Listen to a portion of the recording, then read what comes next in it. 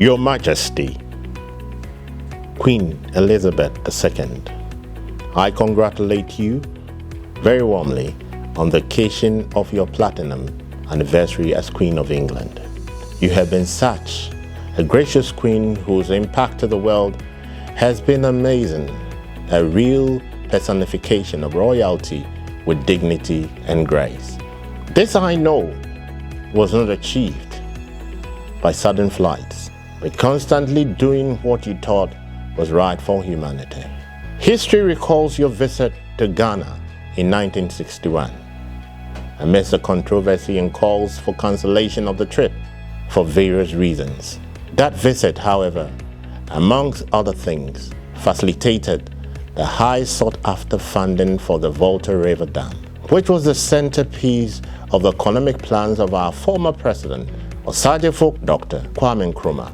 We know how Macmillan contacted President F. Kennedy right after the visit saying, "I have risked my queen, you must risk your money." Today, Ghana, for that matter, the people of the Ghana state continue to benefit from that hydroelectric project. Your Majesty, your unwavering duty to keep the Commonwealth united and peaceful has been a success.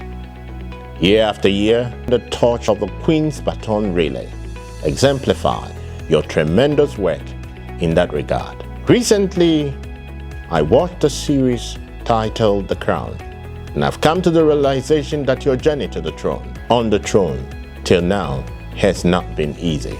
Similarly, I'm currently having to deal with the protection of the only ecological reserve in Accra, which incidentally habitates the Prince of Wales College, now the Achimota School, formerly commissioned by Sir Gordon Gorgesbeck and others in 1927. On this occasion of your Platinum Jubilee, I, King TACKIE TSURU II, congratulate you and pray God's grace to glow gently and abundantly on you now and forevermore. Cha no manyaba.